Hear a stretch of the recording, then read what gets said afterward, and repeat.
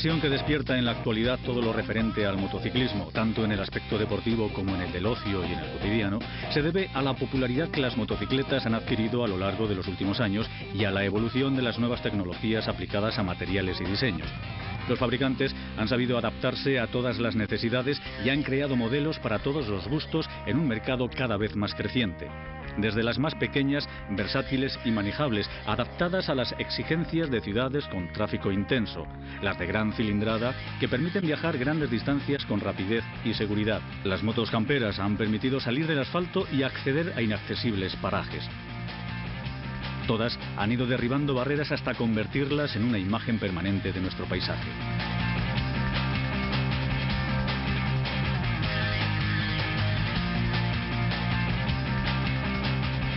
A este auge ha ayudado sobremanera la difusión que los medios de comunicación han realizado de las competiciones deportivas. Las televisiones, revistas y periódicos dedican espacios prioritarios a todo tipo de eventos que por lo general son seguidos por un gran número de espectadores de todas las edades. Los fabricantes han volcado sus esfuerzos y su tecnología, patrocinados por grandes multinacionales, sabedoras de la repercusión que entre el gran público, motorista o no, despierta.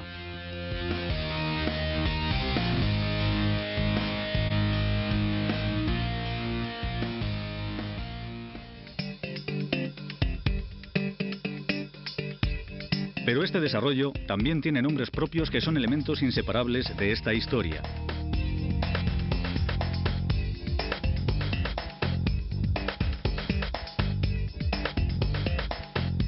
Desde principios del siglo XIX, con la evolución del motor a vapor, los animales fueron dejando de ser el único sistema de propulsión terrestre de vehículos de mercancías y pasajeros. La evolución de los motores sirvió para dar paso a máquinas que se movían sobre ferrocarriles, capaces de autopropulsarse gracias a la combustión y sencillos sistemas de engranaje que actuaban sobre el diferencial y los ejes de tracción. La aparición de todo tipo de vehículos autopropulsados revolucionó la economía europea de mediados de siglo. La primera noticia que tenemos sobre el primer vehículo movido por motor realizado en España corresponde al triciclo fabricado por el ingeniero catalán Francisco Bonet en 1889, con capacidad para 4 pasajeros. Su velocidad era la de una persona caminando. Los primeros paseos del triciclo por Barcelona crearon expectación y la gente de la calle no dudó en empujarle cuando algún repecho le impedía seguir la marcha. Pero no es hasta principios del siglo XX cuando aparecen los primeros prototipos de motocicletas españolas. En 1901, Antras, en Barcelona, presenta un prototipo de motor de petróleo para incorporar a las bicicletas, y Yais, en Zaragoza, que incorporando rectificaciones a un motor inglés, llegó a alcanzar los 50 km por hora. Pese a la novedad, estos prototipos no llegaron a alcanzar el proceso de fabricación. En España se empiezan a producir motos en los albores del siglo XX con firmas como Antras o Yais, y eso sucede 5 o 6 años más tarde que la aparición de la primera motocicleta en el mundo, como elemento autónomo motocicleta. La falta de una industria auxiliar y el precio de las importaciones de piezas cargadas con excesivos aranceles hizo que fuera más rentable la importación de modelos extranjeros que la fabricación propia. La Primera Guerra Mundial, 1914-1918, significó el desarrollo militar de las motocicletas. Utilizadas en misiones de comunicaciones, su evolución significó la aparición de los primeros velomotores con características propias que la alejaban cada vez más de la bicicleta. Las facilidades dadas por los gobiernos europeos, como la exención de impuestos y poder circular sin carné de conducir, significó la expansión definitiva y facilitó su fabricación masiva. El gobierno español estuvo ajeno a estas medidas. Además, la ausencia de carreteras asfaltadas en todo el territorio nacional hizo desistir a los más osados en su intento de fabricar motocicletas. Aunque hasta principios del siglo XX no empezó el boom de los automóviles en España, también es cierto que las primeras disposiciones gubernamentales sobre el pago de multas en las carreteras datan de 1877. Incluso en Madrid, en 1895, ya se estableció la velocidad máxima de 6 km por hora para circular en ciudad, la necesidad de disponer de señales acústicas y una luz encendida desde el atardecer. La bonanza económica que siguió a la Primera Guerra Mundial permitió el desarrollo en toda Europa de fábricas de motores y motocicletas con apoyo de sus gobiernos. Sin embargo, en España, la iniciativa correspondió a unos cuantos aficionados al motociclismo, mecánicos y pilotos, que se empeñaron en fabricar sus propios prototipos y que con más ilusión que medios trataron de abrirse paso frente al mercado de las grandes marcas extranjeras. Los pocos intentos que hubieron de hacer motocicletas en España fueron algunos mecánicos, caso de Villalbí, más concretamente, pero 3, 4, 5 motos y la cosa no fue a más porque realmente no había un público para adquirirlas. La primera idea española de hacer una moto ya en serie más o menos regular es en Madrid, en el año 1918, por la radio. Se sabe que era una 2,5 hecha por un tal Dalmau, que además corría con ella, en Madrid, y que se hizo entre el 18 y el 22. No hay datos de cuántas motos llegó a hacer. Eso sí, era totalmente propia. La sucesión de normativas locales contribuyó a la caótica situación hasta que el gobierno del general Primo de Rivera dictó en 1924 una normativa que unificaba todas las disposiciones locales, fijaba el lado derecho de la calzada para la circulación por carreteras y ciudades, reguló los semáforos y pasos de peatones y una serie de normas destinadas al ordenamiento urbano del tráfico. Fue la pasión lo que les llevó a unos pocos aficionados a la organización de las primeras competiciones y las primeras agrupaciones de motoristas, que gracias a las ayudas arancelarias a las motos de fabricación francesa y a la importación de motores de fabricación inglesa, pudieron crear sus propios prototipos. Nilo Massó y Julio Fusté eran de la burguesía catalana y lo que hacían era que correr en carreras y después su moto se habían hecho, la hicieron en serie. Estos señores encargaban el chasis a Montpeó y el motor se importaba, normalmente era un Villiers inglés. Y por último, Simó, para mí es el mejor de todos ellos. Es un señor que desde que tenía 8 y 12 añitos le gustó la moto y empezó a hacer, o sea, se hizo un motor propio con motor de KV y después ya hizo una moto propia de arriba a abajo, motor incluido. Motor inspirado en el DKV que él conocía muy a fondo, pero propio. También tuvo la suerte de que Primo de Rivera, el general, le dio una beca para fabricar motos con destino al ejército español. Estos son solo algunos ejemplos de emprendedores que intentaron con intensidad sacar adelante su pasión, pero que no llegaron a fabricar nada más que cortas series y que vieron frustradas sus ilusiones con la llegada del primer gobierno republicano, que con leyes que reducían los aranceles de la importación a los fabricantes europeos terminaron por disuadirles. Todas estas medidas significaron un retraso en el desarrollo de la fabricación nacional, no solo de motocicletas, sino de todo tipo de vehículos autopropulsados dedicados al uso privado.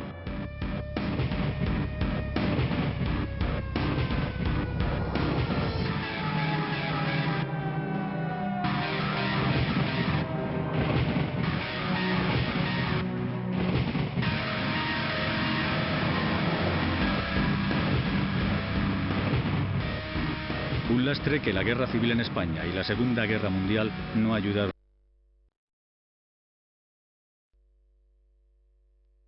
Camiones y motocicletas para la lucha fratricida. La gasolina escaseaba, las fábricas se militarizaron y las importaciones se suspendieron.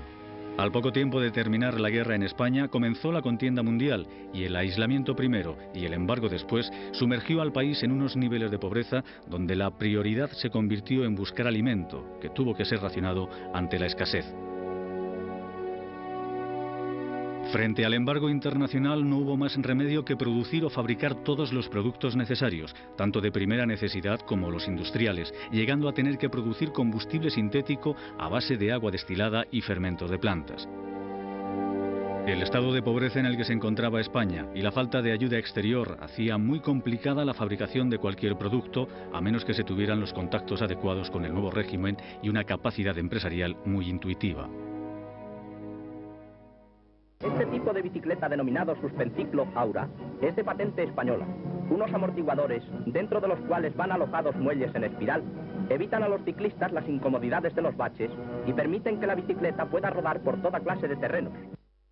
Puesto que en la Guerra Civil Española se destruye todo nuestro tejido industrial y a continuación hay que empezar de cero, ¿Cómo se empieza de cero? Pues en principio con bicicletas, que es el primer elemento de transporte individual. A esas bicicletas se les empiezan a acoplar motores auxiliares, como es el caso de las Colibrí o Mosquito.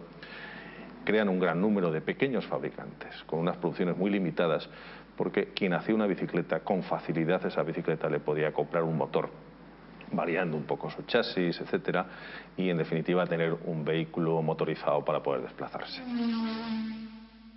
Los Soriano, Luis Bejarano, Manuel Giró, Pedro Permanyer, los Sangla, don Paco Bultó, Rafael Onieva, toda esa gente que andaban comprando aluminio de los cacharreros que iban por las calles comprando cacerolas viejas y eso, para con eso fundir culatas y fundir cárteres y eso. No había posibilidad de importar nada, entonces tienen un mérito enorme. Decimos que las motos de los primeros años eran malas, pero es que con aquellos mimbres bastantes cestos hacían y duraban, o sea. El tejido industrial estaba deshecho y aquí hay que crear toda una industria autónoma de producción de componentes para el mundo de la motocicleta. Pero la verdad es que tenemos un gran ingenio para crear de la nada y aparecen grandes fabricantes españoles como es FEMSA, como es Acron, como es Vettor. Todavía hoy las llantas Acron de las motocicletas españolas son las llantas más buscadas, una de las llantas más buscadas aquí y en el extranjero por su gran calidad. Firmas como Lube, Montesa, Sanglas, Bultaco, Osa y Derby consiguieron romper la tendencia y dar paso al boom de los 50, auténtico origen del motociclismo español en lo que a popularidad y desarrollo se refiere. El primer paso se da en Madrid con Soriano.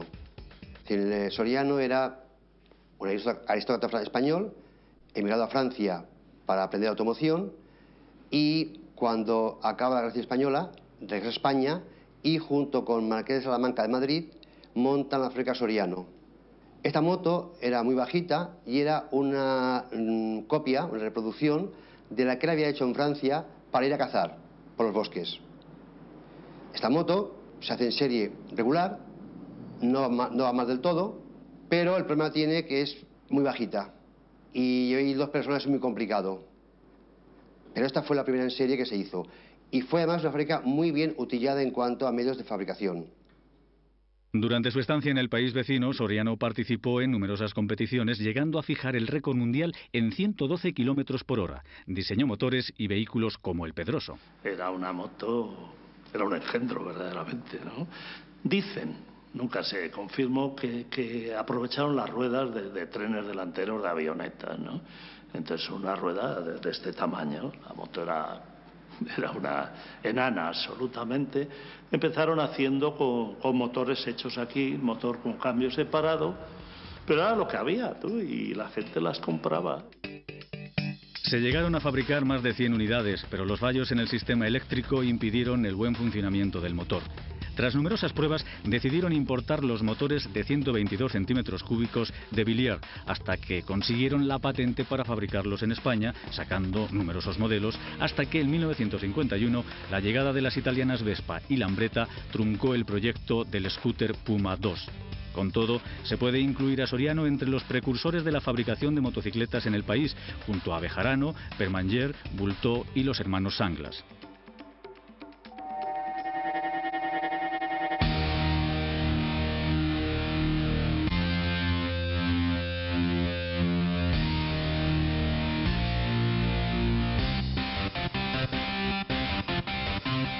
OSA es la abreviatura de Orfeón Synchronic Sociedad Anónima, empresa basada en Barcelona y fundada por Manuel Giró, quien se dedicó a la producción de motores por a borda y al equipamiento cinematográfico, llegando a tener más del 80% de la producción de proyectores de películas de 35 milímetros en España. En el año 40 se hace una moto propia con motor Villiers inglés y consigue importar 100 platos magnéticos, la parte más delicada de la moto en aquellos años. Pero no lleva el proyecto adelante porque tiene problemas de suministros de otras piezas y lo para. En el año 50, cuando ella ve que en España ya hay un mercado más o menos posible de proveedores, mueve la carga con una motocicleta copiada de la DKV alemana, muy avanzada tecnológicamente, Su nombre era OSA 125.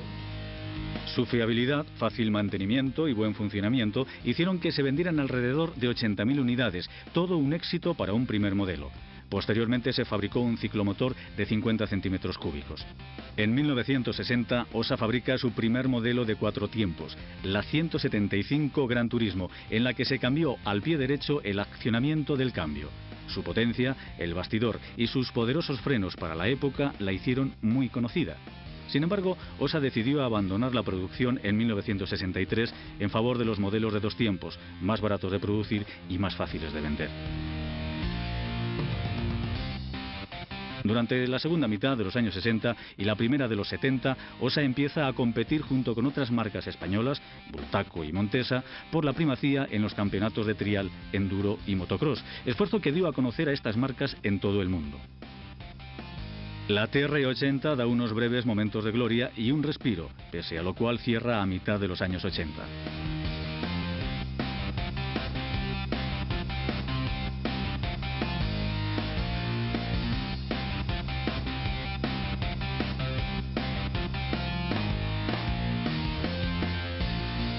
A finales de los años 20, Luis Bejarano Muga corrió con algunas de las mejores motos del momento, como la belga FN y las inglesas Rouge, Douglas y Veroset, llegando incluso en 1931 a importar las Douglas y plantearse la fabricación bajo licencia, pretensión que la guerra civil truncó de cuajo.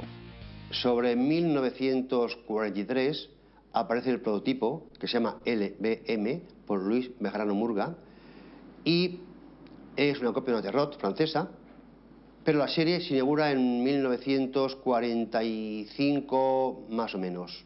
Lubet, de arrancada, de inicios, supera por mucho a Montesa de Soriano, se hace la llena del mercado, es un buen diseño, va muy bien. Sobre todo a partir del año 52, cuando se une a la NSU alemana, hace una sociedad en la cual los alemanes no aportan dinero sino maquinaria muy moderna. Y Lube empieza a subir sus matriculaciones. En los 60 existía una gran rivalidad en el mercado internacional de las motos de tamaño medio. Las masivas importaciones y los desesperados intentos de Lube por introducirse en el mercado de los coches en detrimento de las motocicletas acabó por ahogar financieramente a Lube, por lo que Luis Bejarano decidió dar por finalizada su aventura en 1967 vendiendo su fábrica.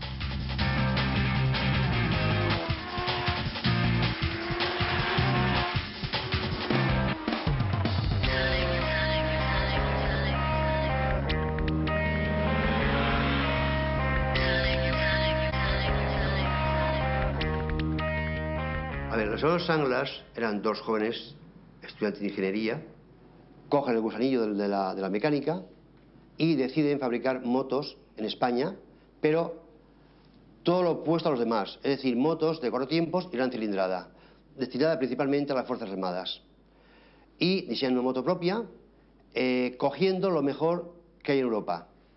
Distribución AJS, chasis BMW, bajos de KV, es decir, lo mejor de Europa, y hace una moto propia, un diseño propio, y la moto, bien, no tiene ningún problema, va bastante bien, y aparece en el mercado en 1945. Con una construcción artesanal durante los primeros años, fabrican pocas unidades y no es hasta 1949 cuando, ante el aumento de la demanda, se plantean la producción en serie de una versión de 500 centímetros cúbicos. Tras numerosas pruebas y muchísimos cambios, es en 1953 cuando presentan los 2 modelos de 350 y 500 centímetros cúbicos que marcarían una época al ser adquiridos por la Guardia Civil y la mayor parte de los organismos oficiales. Durante años mantuvo su producción estable, 2.000 unidades al año, sacando nuevos modelos y aportando sucesivas innovaciones como los frenos de disco y los cambios de 5 velocidades. Él veía que el futuro era de Japón y se fue a Japón a hablar con ellos y, cosa rarísima, lo cual demuestra hasta qué punto los Sanglas eran señores muy inteligentes, muy avanzados, consiguieron que Yamaha les cediese los derechos para importar a España sus motores sin ningún problema, cosa que nunca habían hecho con nadie. Y así empezaron a salir las Sanglas con motor Yamaha. Pero, repito, los bancos quieren resultados. Y fueron los bancos quienes propiciaron que Sanglas pasase a Yamaha.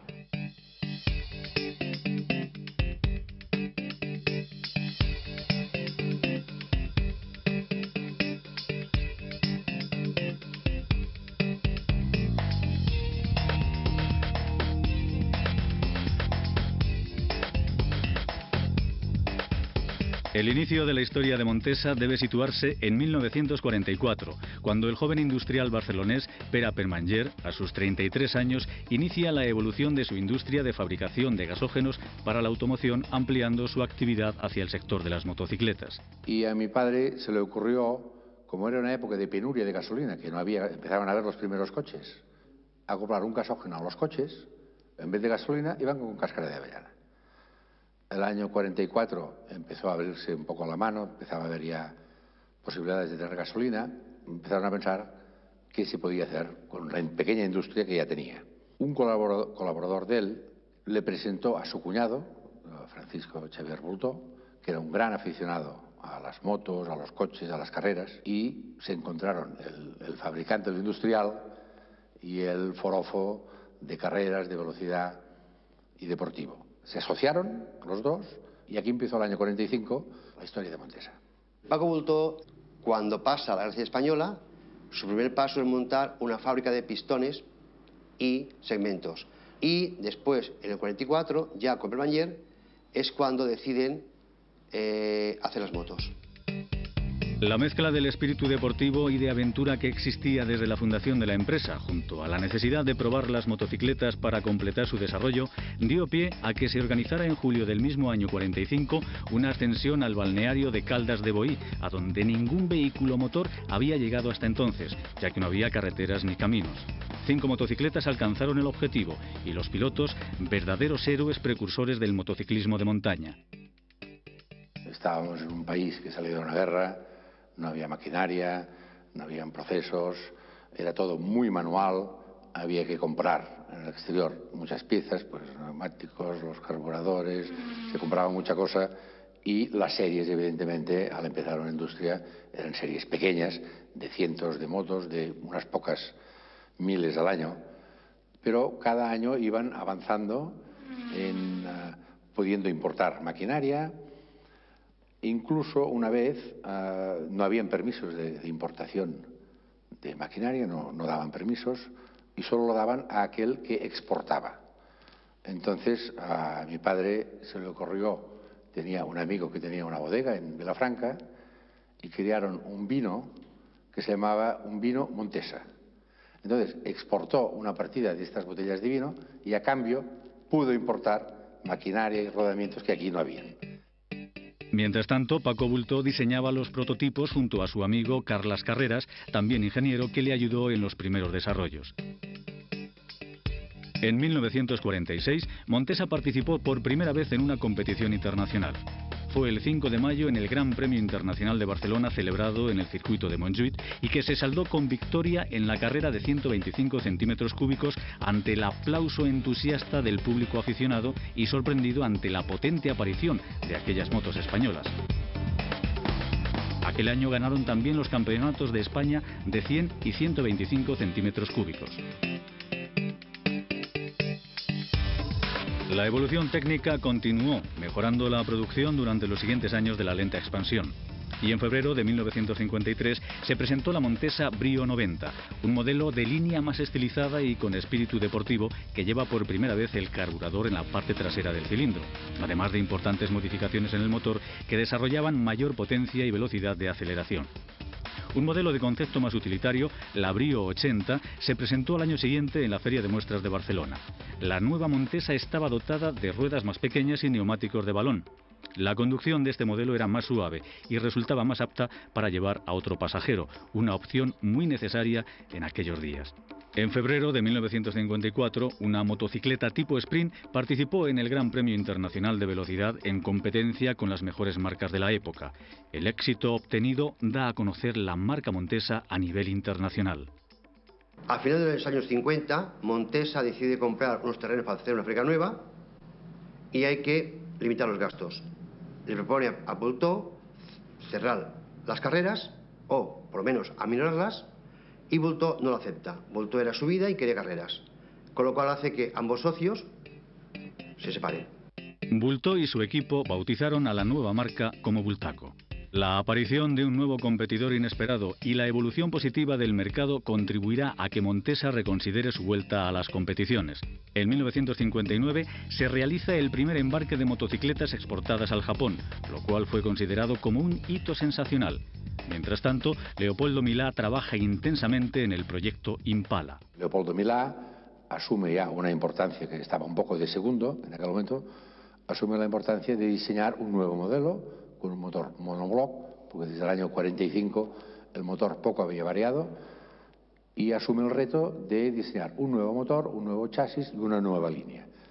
De aquí sale la famosa Impala, que obtuvo el Delta de Oro al diseño industrial, y además esta moto fue probada en una travesía por África, que 5 expedicionarios con un jeep y 3 Montesas se fueron a la ciudad del Cabo y hacia España 20.000 kilómetros en aquella época en condiciones dificilísimas y con unos prototipos de motos que aguantaron perfectamente, y fue el bautismo de fuego de este motor que en las 3 motos aguantó perfectamente los 20.000 kilómetros en condiciones durísimas. Todavía hoy se pueden ver Impalas circulando por las calles de Barcelona, hecho totalmente insólito tratándose de un producto diseñado en 1961. La Montesa Impala fue premiada por el mejor diseño industrial en 1962. Entonces, la compañía tenía 460 empleados y una producción de más de 11.000 unidades al año. Las motos de turismo tenían un mercado, en cierta manera, limitado. Vino un poco la moda de hacer trial, motocross, y a todos los fabricantes de aquí se nos ocurrió un poco lo mismo, que era hacer motos de carretera para ir por ciudad y además para ir por el campo. Esto permitió los grandes éxitos y el desarrollo de estas motos, de trial y de motocross, tanto que se empezaron a exportar por toda Europa, incluso a Estados Unidos, siendo evidentemente las marcas catalanas las primeras en ventas en Europa y en Estados Unidos. En 1968 se empezaron a producir las Capra 250 y la 360 GP, con diseño claramente diferenciado del estilo Impala.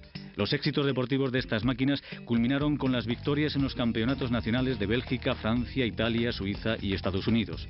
En el año 1968 se celebra el primer campeonato de España de trial. El sorprendente ganador es Pedro Pi, que vence a la potente escuadra Bultaco. Pi gana también las otras 2 pruebas puntuables, el trial de Barcelona y el de Madrid, de manera que se proclama primer campeón de España de trial. Montesa ya tiene una moto competitiva y su nombre comercial será el Decota 247. Su innovador diseño con depósito y sillín integrados obtiene el Delta de Plata al mejor diseño industrial.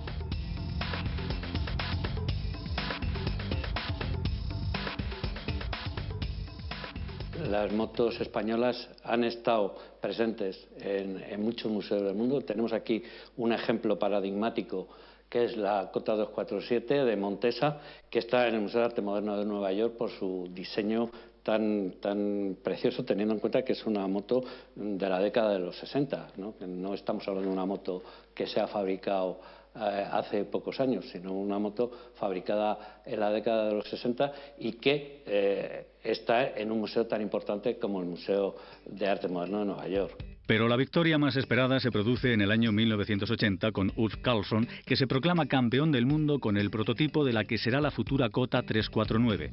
Montesa ganaría el título de marcas ese mismo año y el siguiente. Fueron unos años de gran auge técnico, deportivo, industrial y de ventas. Años más tarde, cuando empezaron a aparecer los modelos japoneses, con muchos más medios, empezaron a sacarnos del mercado.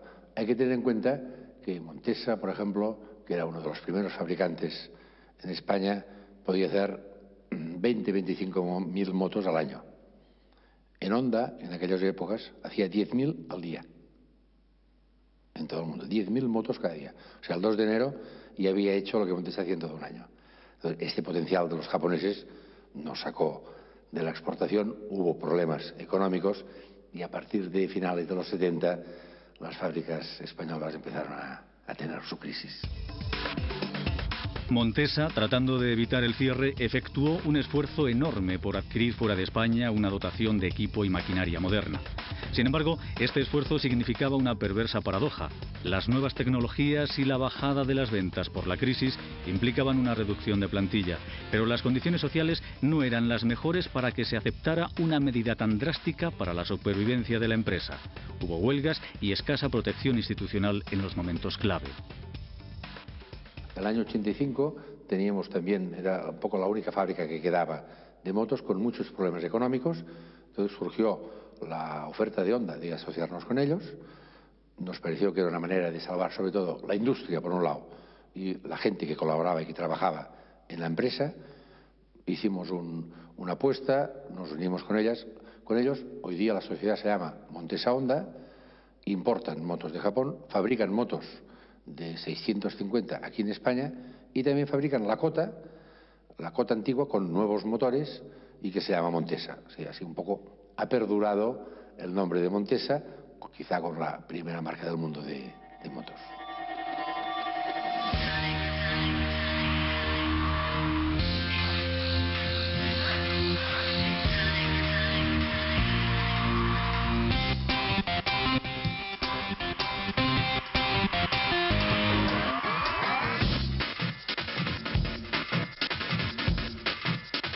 La historia de Bultaco ha ido paralela a la de Montesa, tanto en los éxitos como en las decepciones, y es otra de las referentes en el desarrollo y el auge del motociclismo en España.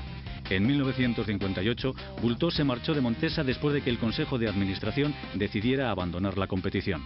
Bultaco siempre ha seguido la competición, el deporte desde sus orígenes. De hecho, el nacimiento de Bultaco está motivado por el abandono de la firma Montesa del mundo de la competición. Don Paco Bultó siempre había dicho que la bandera, la venta comercial seguiría la bandera de cuadros. No había mejor banco de pruebas que las propias competiciones. Entonces, es algo que se lleva, es un exponente general en la marca, desde su logotipo, ese dedo pulgar que indica que todo va bien en la carrera, hasta toda la labor que hizo de fomento de la competición, de apoyo a los pilotos y sobre todo intentando recoger no solamente el ámbito de la velocidad, sino el auge de lo que supone en España la moto de campo y en todas sus modalidades. El pulgar en alto había nacido y con él modelos hoy míticos como la Striker, Metralla, Mercurio, Pursan, Lobito, Matador, Alpina y Serpa T, que marcaron una época en la historia del motociclismo. La moto que gana el campeonato del mundo es la moto que más se vende en ese momento, atraído porque lógicamente es la mejor moto, la más competitiva. Eso es lo que hace que Bultaco empiece a vender muchísimas motos en Estados Unidos, en Australia y en todos los sitios. La marca creció y entró en competencia con Montesa y con la también española Osa por el dominio de las especialidades motociclistas del campo. Los éxitos de Bultaco son ya del primer día. Es decir, Bultaco empieza a vender motos en marzo del 59 y en abril ya está corriendo en carreras y ganando carreras. Es decir, Bultaco ya, la serie nació con los circuitos y murió con los circuitos. Lo que don Paco quería, y por eso se marcha de Montesa, era el desarrollo de la competición, porque era el desarrollo de sus ventas. Empieza el desarrollo también de la moto de campo.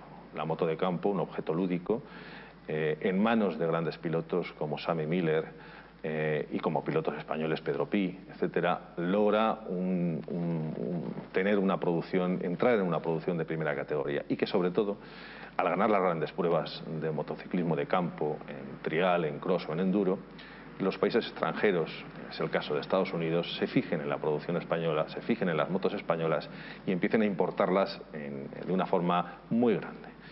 Esto es el siglo de oro, vamos a decirlo así, del motociclismo español, porque se llega a exportar hasta el 80% de la producción nacional. Aquí unidas tenemos dos motos separadas por 2 décadas. Son 2 prototipos de Bultaco, primero y último de una saga que marcó hitos en el mundo del motocross. Se trata de uno de los primeros prototipos de Sherpa S, lo primero que utiliza Bultaco para motocross, y de una moto que prácticamente quedó inédita, que es la Pulsan MK15, en este caso en cilindrada 125. Es una moto que, aunque la vean con esta línea agresiva y moderna, es joven, pero ya ha cumplido 26 años. Bultaco inicia su andadura dentro del motocross con unos primeros modelos denominados Sherpas S, donde su principal cualidad es la fiabilidad y la dureza de su motor de 4 velocidades. Este motor causa admiración durante todas las competiciones en las que participa, de manera que hasta incluso la firma Rickman inglesa, grandes fabricantes de motocicletas, incorpora estos motores de 4 marchas en sus chasis, creando la que está denominada como la Pulsan Métis o Rickman Métis. Esta moto es de 360 centímetros cúbicos, monocilíndrica, y se vendió exclusivamente en Estados Unidos. Es una moto de enduro, bastante pesada, pero muy de acorde con los gustos americanos. Es relativamente difícil haberla podido ver rodando en España. Tenemos esta moto que es un prototipo, se hizo especialmente para correr en los 2 días internacionales del Escorial y es una moto denominada Matador. El modelo en concreto es una MK2 y es un prototipo de serie de la fábrica, y con estas se cosecharon bastantes triunfos en aquella época. Esta es la metralla MK2, tiene un magnífico récord, y es que en su día esta moto era la moto más veloz de 250 en 2 tiempos que se fabricaba en el mundo. Conseguía la friolera de 165 km por hora, pero tenemos que tener en cuenta el tipo de frenos y el tipo de carreteras que teníamos.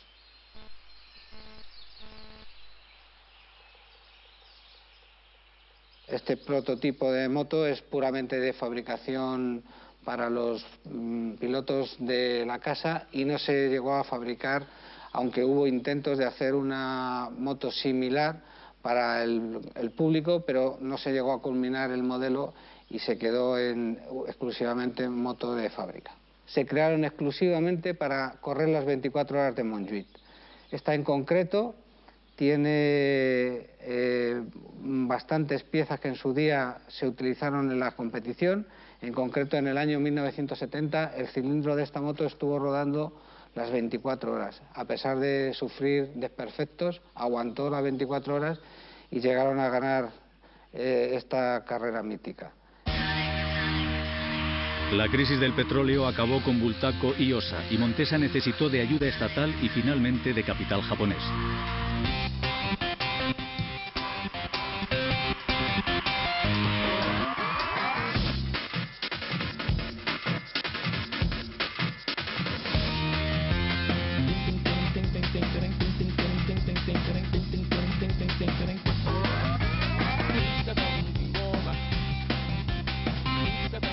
Dos estampas definen a Derby. La primera, un ciudadano rural montado en un ciclomotor que pertenece a la historia de este país y del que llegaron a fabricarse 500.000 de unidades. La segunda imagen es la de un hombre con casco decorado con 3 rayas negras y montado sobre una moto roja como el fuego.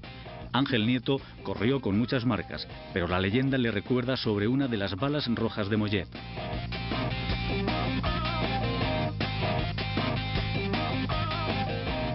El sueño de un ciclista llamado Simeó Rabassa y Singla dio origen a un imperio tan sobrio que ha sido el único en sobrevivir en el sector español.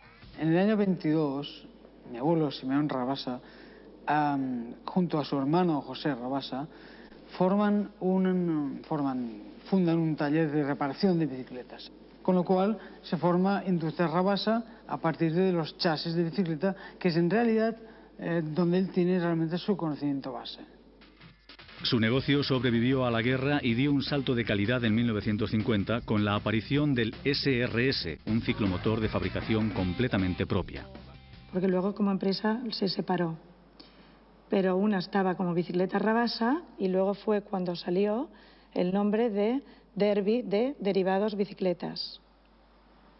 En los años 50 se pensó en desarrollar una moto ya de más grande cilindrada, porque se pasó de una motocicleta que le llamaron SRS, que llevaba las siglas de mi abuelo, Simeón Rabasa Singla, y de allí se desarrollaron varios modelos en 2,5 y 3,5. En 1961 se alumbra un mito, la Antorcha, un ciclomotor de 49 centímetros cúbicos en el que se han desplazado millones de El españoles. éxito de Antorcha fue más que nada debido a la gran cantidad de gente que está dispuesta a comprar un producto fiable, robusto y económico. Esas son las tres razones por las cuales se vendía. Era una moto que no se rompía casi nunca, iba muy bien y no consumía apenas gasolina. Años más tarde, en 1977, otro ciclomotor automático, Derby Variant, será construido durante más de 20 años. Hasta tal punto fue así que mientras para media España un ciclomotor se llamaba Vespino, para la otra media se llamaba Derby Variant. La Variant es un vehículo del todo revolucionario. Entendámonos, revolucionario me refiero a lo que es la concepción como moto. Es decir, parte de la base de un chasis formado por dos mitades y soldado por puntos, es decir, soldado en una máquina, que en su época fue un robot, y lleva un motor muy especial porque es un motor que lleva el eje del basculante en la zona de piñón de arrastre, es un elemento coaxial que se llama, y bueno, es un vehículo eminentemente destinado a un sector joven. A finales de los años 60, un mecánico madrileño dispuesto a todo, Ángel Nieto, llega a Derby. Realmente la época de Nieto fue una época que nos permitió conseguir un gran volumen de ventas, porque en ese momento teníamos una moto que fue la Antorcha, dedicada totalmente a un público seguidor de las carreras de Ángel. Es decir, teníamos una cosa muy relacionada con otra. Tanto Ángel como las motos se vendían porque Ángel gana carreras. Creo que eso ha sido un binomio que en su época significó tanto la consagración de Ángel como corredor, como la consagración de Derby como fabricante de motos. Ángel Nieto se proclama campeón mundial de motorismo en la categoría de 50 centímetros cúbicos y subcampeón también mundial en la de 125. Su éxito rebasa las fronteras y se rubrica en los grandes premios del extranjero. Con su triunfo en el de la República Democrática Alemana, logra el título de campeón.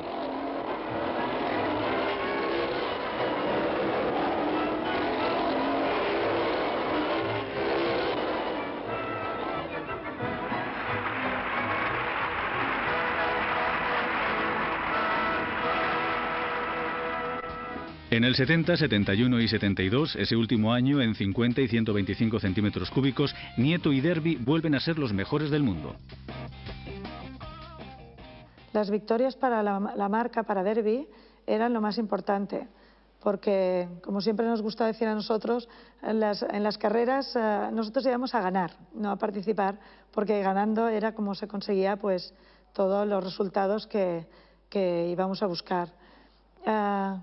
Las victorias, aparte de lo que te da, que es un resultado final, que es lo mejor de todo lo que has hecho, has trabajado, era el que se hablara de Derby como marca.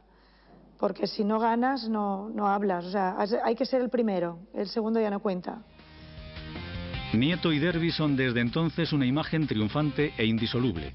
A esos 5 títulos habría que añadir otros 4 más, con Jorge Martínez Aspar en el 86, 87 y 88 y con Champi Herreros también en 1988.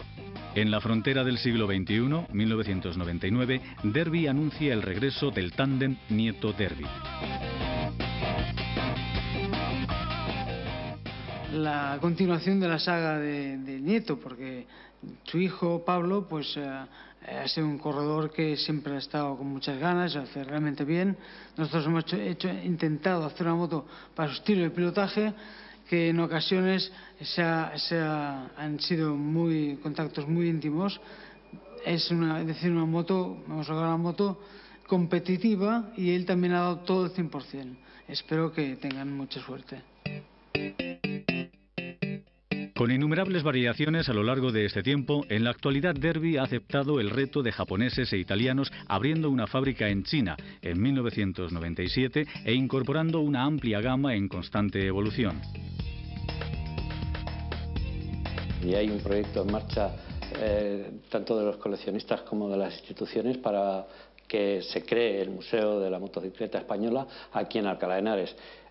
Aparte de las colecciones de los hermanos Lozano y las colecciones de Ignacio Medina, que van a ser los elementos fundamentales del museo, tanto el Ayuntamiento de Alcalá de Henares como la Comunidad de Madrid están financiando la rehabilitación de la antigua fábrica GAL para montar allí el Museo de la Motocicleta. Nosotros en este país hemos tenido siempre la carga de que los políticos siempre han estado en contra del mundo de la moto. Este es un hecho constatable, pero constatable desde 1900 hasta nuestros días. O sea, realmente, si uno ve la historia del motociclismo español, la administración española siempre se ha olvidado del mundo de la moto y siempre ha obviado las grandes fábricas españolas de motos. No sabemos por qué, pero somos el hermano pobre de la motorización española cuando hemos motorizado este país de cabo a rabo. Así de claro. Y si ya entramos dentro del mundo de la iniciativa privada, que está ligado al mundo de la administración, últimamente el tema de los seguros llega a ser terrorífico. Cuesta en muchas ocasiones más caro hacerse un seguro de un scooter que comprar un scooter de segunda mano. ¿Y esto a qué nos lleva? Nos lleva a que nuestros jóvenes están circulando con scooter sin seguro, lo cual crea un conflicto social y unos problemas sociales de primera categoría. En España circulan más de 1,5 millones de motocicletas y ciclomotores, según los últimos datos publicados por la Dirección General de Tráfico.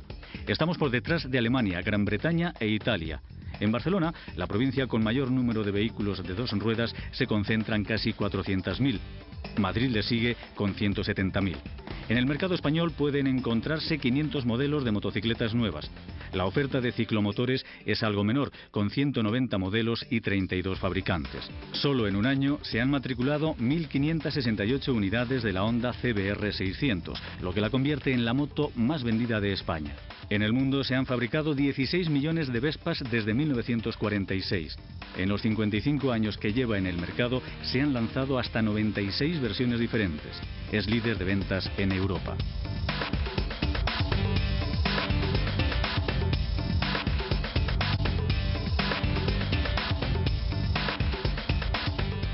La tradición de los grandes pilotos españoles continúa.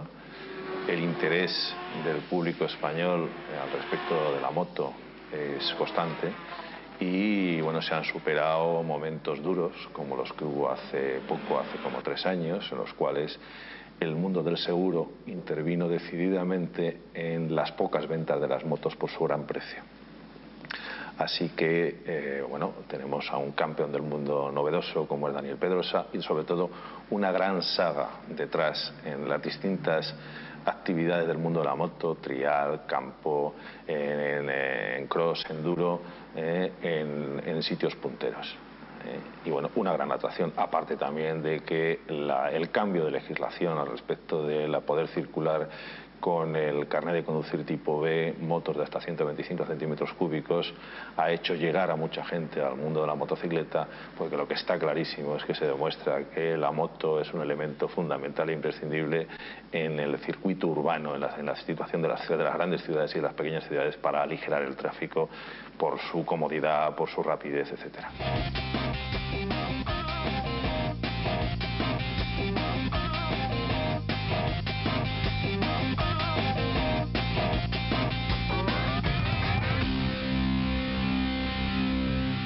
La conclusión que podemos sacar de todas estas experiencias industriales es que la labor de unos pocos emprendedores que con muchas dificultades consiguieron vencer trabas de todo tipo situó a sus motocicletas y ciclomotores a un nivel equiparable al de las grandes potencias industriales y que bien por la falta de visión de los gobernantes o la mala gestión de las empresas se vieron abocados a su desaparición o a la fusión en el mejor de los casos.